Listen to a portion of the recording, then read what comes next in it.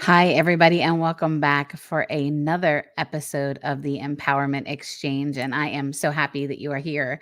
I want to talk to you today about something that I am hearing over and over again in working with women. And I wanted to address it because I think it's an area that we all struggle with. And I've touched on it before. If you're in my Facebook group, or actually if you're a client of mine, we talk a lot about this topic, and it's about setting and enforcing personal boundaries. And today I want to go through some things with you about setting them in your life, but also in your business. And I'm going to introduce something to you that was introduced to me, a very short time ago, which I think has been one of the most powerful things in my life, which is about creating a no manifesto. And we're going to definitely talk about that. And then at the end, I'm going to make available for you a PDF download for how to set some healthy boundaries and a worksheet that you can work off of to establish them in your own life. But let's go ahead and dive in. So, personal boundaries are extremely important for several reasons. First of all, they serve as barriers to protect our self esteem. They also are tools for establishing limits with others and communicating that you are not going to tolerate certain behaviors. Because if you remember correctly, we teach people how to treat us. And that is something that I have spent a long time in my life learning. And you're going to run into different things in your life that happen, different people that you invite in who end up wronging you or betraying you or doing things to you that you didn't expect and that you certainly weren't expecting when you opened up that door of trust. So it's about getting in alignment with what you are no longer available to tolerate, which is when the no manifesto plays in. But I want to make sure that as we go through this together, that I provide you with some tips to go ahead and establish how to set up personal boundaries, because I think they're really, really important to have, especially if, let's say, you're going through a divorce or you're transitioning into a new job or a new relationship or something is going on in your life. And for a long time, you have just went with the flow of things. You've allowed other people to make decisions for you, and you now need to kind of reclaim that power in your life. Without limits on your life and without limits around the way people can treat you, you're just going to be a victim of the people that are around you. Personal boundaries are about respecting yourself and demanding and expecting that same respect from others. So, I want to give you some tips about establishing healthy personal boundaries. The first thing above everything is that you have to value yourself. I have a shirt that says know your worth and then add tax. I'm sure you've seen that before, but it's true. I have been through a lot of crazy things in my life where my value and my worth, my self-worth was really, really small and really, really low. And it's taken time, and it's taken a lot of healing and a lot of work and a lot of prioritizing myself to realize, you know what, I am worthy. And that, you know what, some of the people in my life who wronged me weren't worthy to be around me, is how I looked at it and how I feel about it. So the first thing that you need to do really is value yourself. You have the ability to set full charge and boundaries in your own life. Few people will treat you better than you demand. So take responsibility for taking care of yourself. Unfortunately, no one else is going to take responsibility for your well being. We are 100% responsible for how we take on things in our life, for our reactions, for our responsibilities and something that happens. There's a lot of things in my life that I made bad decisions in and bad choices. I wouldn't say they were mistakes, because every time I've learned from them, and I've tried really hard not to allow that to be a repeat in my life. So understanding that if I value myself and I set some guidelines around what I'm going to tolerate and what I'm going to allow and expect of other people, it will just make things easier in your life. And it will also allow people to see, like, oh, wait a minute now. I used to treat so and so like this. And now, oh, wait a minute, she's standing up for herself and people are going to take notice. And one of two things is going to happen. You're going to have people, because I've had people straight up come to me in my life and apologize for how they've treated me or for how they disrespected me. And I've also had people that had just ridden off into the sunset because they weren't ready for the assertiveness and the directness that I had in my own life, and that I was taking back power. And you know what? If those people disappear, it's really okay. Right. So it's understanding to value yourself and then really define yourself. Decide who you are, decide who you want to be and how you deserve to be treated. What are you willing to accept from other people? What are you no longer willing to accept?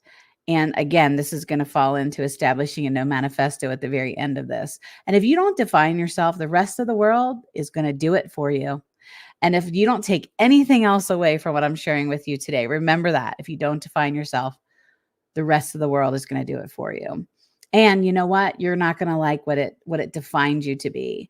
I knew a really long time ago, like a really, really long time ago, that I wanted to help other people and I wanted to make really good money doing that. And I have gone through a lot of things in my life. I've gone through a lot of different chapters in my life. I've gone through different pivots and swivels and whatever you want to call it in my business. But I'm finally at 52 and a half years old, so totally fulfilled in what I do every day. But I knew that that is no matter what I had been through and rolling with the punches, I knew that this is who I still wanted to be. And I knew that I had to make more of an effort and I needed to set more boundaries and I needed to be more assertive so that people around me knew like, hey, listen, she has a vision. This is what she wants to do. And even when I was dealing with GBS for the first time and sitting there completely immobile, I still knew that there was more for me. And I knew when they told me, you know what, you're not going to get out of that chair for a year and a half. I'm like, hold my beer, but I don't drink beer. So hold my White Claw.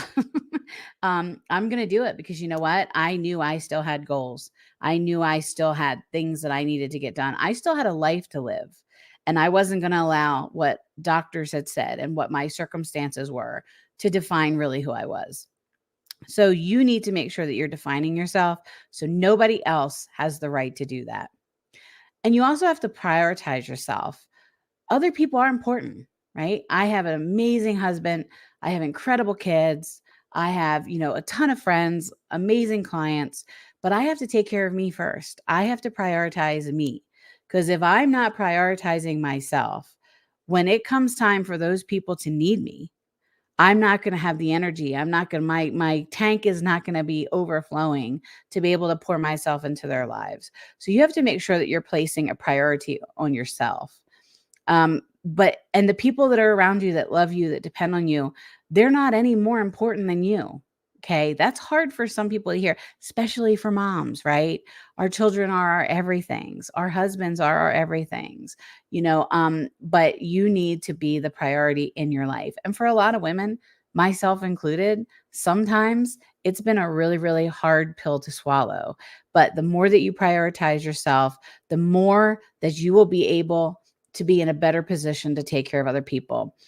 Running yourself ragged for other people is just not, it's not helping anyone, right? You're going to be a better parent, a better spouse, a better employee if you take really good care of yourself. Consider where you need to set limits in your life. Maybe you need to put an end to volunteering to work on Saturdays or stop, accepting the way that a partner is treating you. Maybe you're just too willing to lend a helping hand to people around you or family that never repays you or who isn't there for you. So you have to figure out in your life where you really need to say, no, I am no longer available for this in my life. And I think this is a really good place to start talking about the No Manifesto. This was introduced to me by somebody who was really helping me scale my business.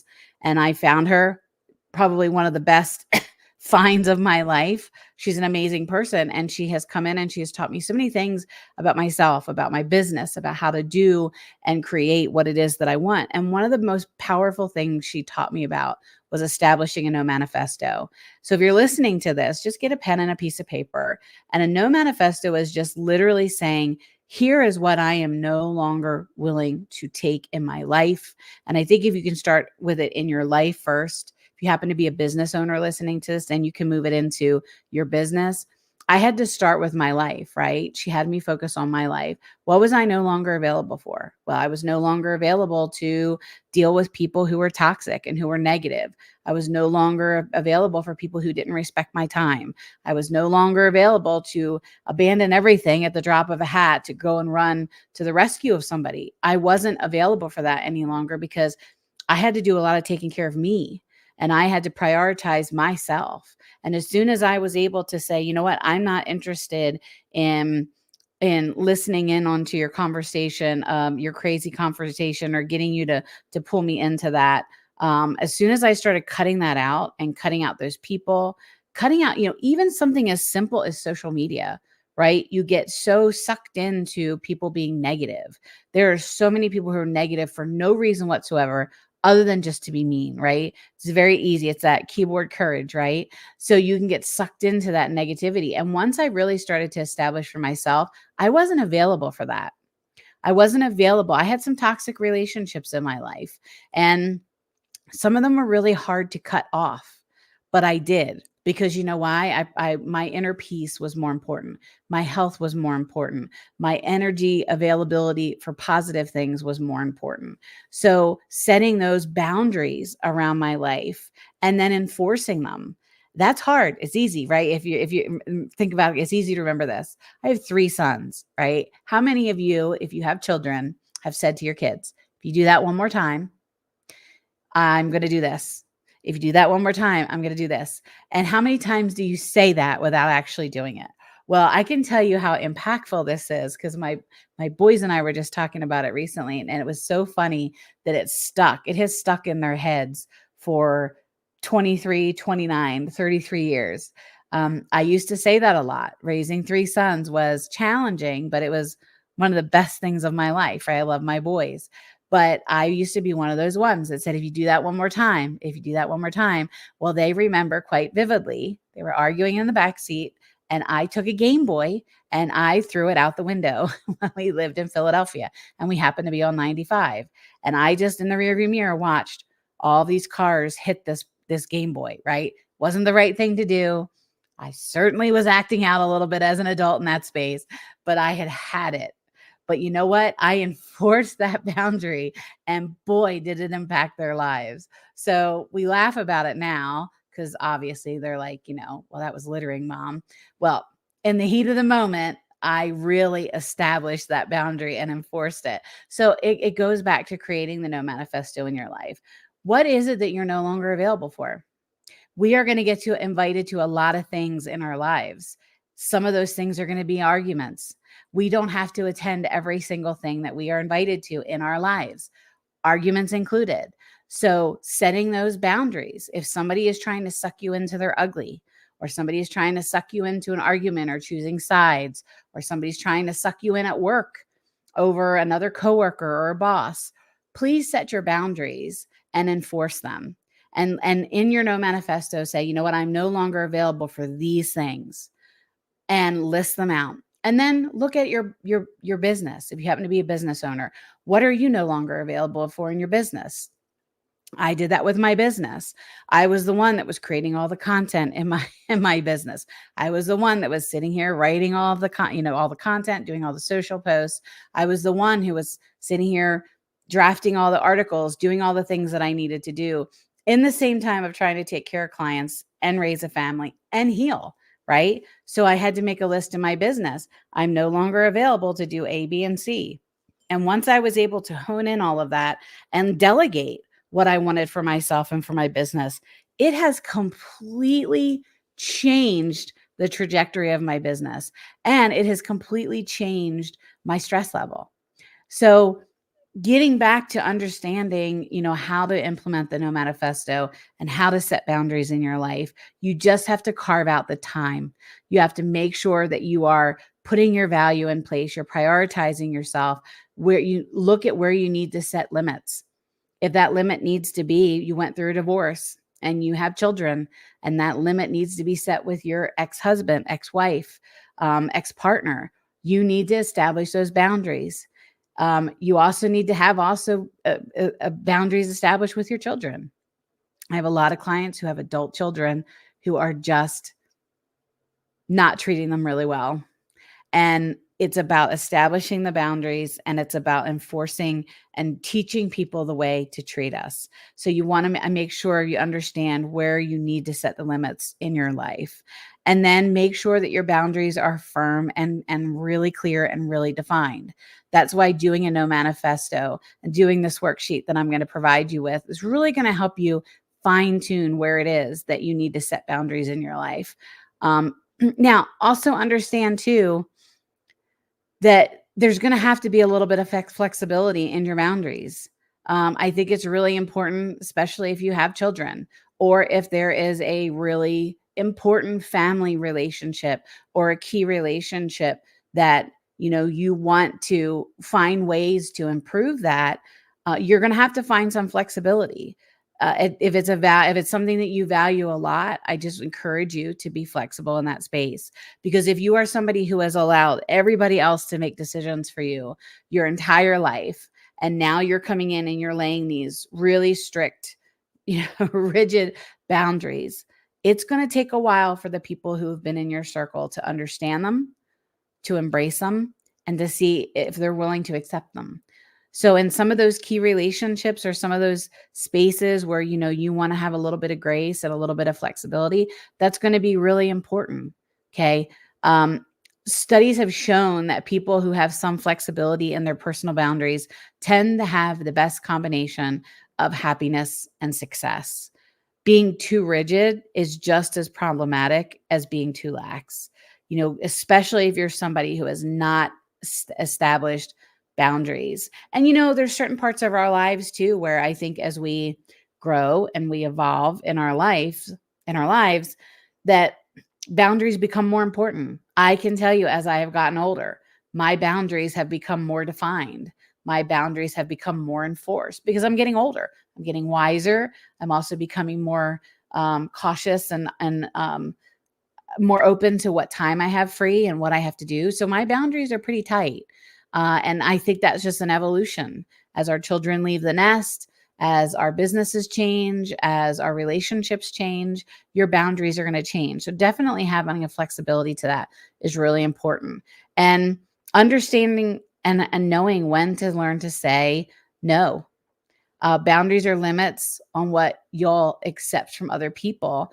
And please avoid falling victim to the tendency of making everybody happy. Healthy boundaries and being a little selfish go hand in hand. Try saying no to someone at some point in the course of this week. If somebody is asking you to do something and it's really not something that is aligning with what you want to do, learn to say no. And if somebody wants to challenge it, just literally, you can be open to having that conversation of, you know what, I'm choosing not to do that. I'm choosing myself. I'm choosing my time. I'm choosing my stress level, my health, whatever it is. It may take a little bit of time for you to explain to other people where this new dynamic of boundary setting is coming from. And I also just want to remind you to communicate openly. When people cross your boundaries, it's up to you to inform them. Many times, it's as simple as refusing just a simple request. You may be required to provide more explanation in other areas or other instances when they happen. Others are unable to give you what you want if you don't provide the feedback. And, I work with a lot of divorcing people.